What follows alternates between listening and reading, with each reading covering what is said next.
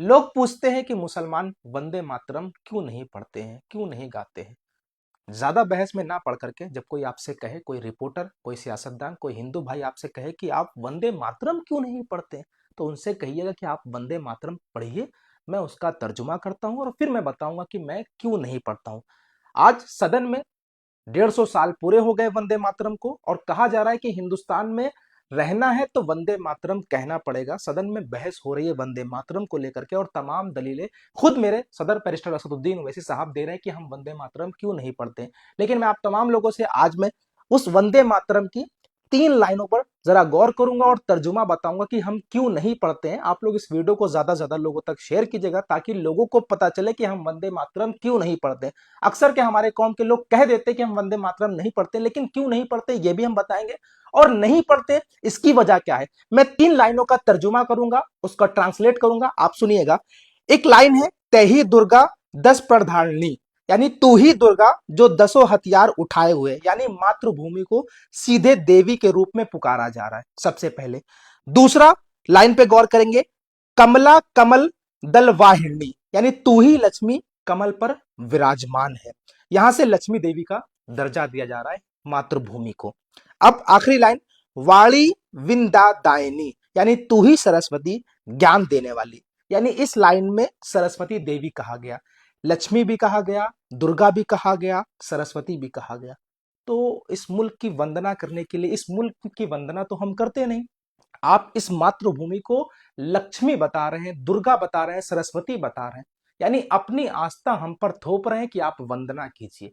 अरे भाई, हम इस मुल्क के संविधान को मानते हैं, इस मुल्क के कानून को मानते हैं। इस मुल्क का संविधान, इस मुल्क का कानून हमको ये इजाजत देता है कि आपको अपनी धार्मिक आजादी है, अपने धर्म के हिसाब से यहाँ चल सकते हैं, जी सकते हैं, धर्म को पालन कर सकते हैं। लेकिन यहाँ ऐसा लग रहा है कि मुल्क में संविधान है ही नहीं, अपनी आस्था हम पर थोपी जा रही है और कहा जा रहा है कि इसकी पूजा करो, इसकी वंदना करो। हम ये कह रहे हैं कि सारे जहां से अच्छा हिंदुस्तान हमारा, हम बुलबुले हैं इसकी, ये गुलसिता हमारा, ये गुलसिता है, ये चमन है हमारा, इसकी खूबसूरती को बरकरार रखना ये मेरी जिम्मेदारी है, इससे मोहब्बत करना मेरा ईमान का हिस्सा है। हुब्बुल वतन मिन सुहबतिल ईमान, वतन से मोहब्बत मेरे ईमान की निशानी है। जब मैं कब्र की आगोश में जाऊंगा तो सबसे पहले मेरे मुझसे जो सवाल किया जाएगा वो मेरे ईमान पर सवाल किया जाएगा, यानी मेरे मुल्क पर मुझसे सवाल किया जाएगा कि आपने मुल्क से वफादारी की या नहीं की, वतन से मोहब्बत की या नहीं की। ये सवाल मेरे ईमान का मुझसे सवाल होगा।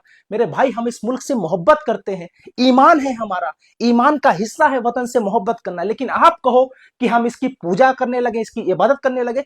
यकीन मानिए, अल्लाह और उसके रसूल के बाद सबसे बड़ा अगर किसी का मर्तबा है हमारी पूरी जिंदगी में तो हमारे वालिदैन का, हमारे माँ बाप का हम पर है। लेकिन हम उनकी इज्जत करते हैं लेकिन इबादत नहीं करते हैं। हम अपने माँ बाप की इबादत नहीं करते हैं लेकिन आप हमें इबादत करने पर मजबूर करा रहे हो, अपनी आस्था हम पर थोप रहे हो। तो साहब, हम आपकी आस्था नहीं मानने वाले, हम संविधान मानने वाले, हम कानून मानने वाले हैं।